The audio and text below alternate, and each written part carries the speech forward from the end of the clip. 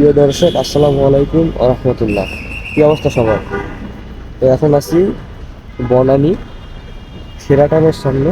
এই যে আপনারা দেখতে পাচ্ছেন শেরাটন যে হোটেল, সেই হোটেলের সামনে আমরা এখন আছি।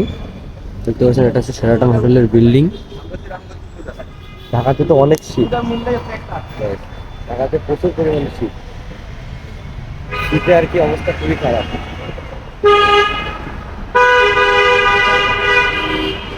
শেরাটন হোটেলের সামনে আছি আমরা এখন।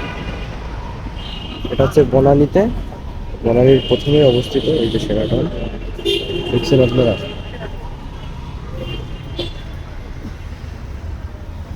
শেরাটন যে হোটেল, ওই বিল্ডিং এর সামনে। এখানে সব বিদেশিরা থাকে আর কি,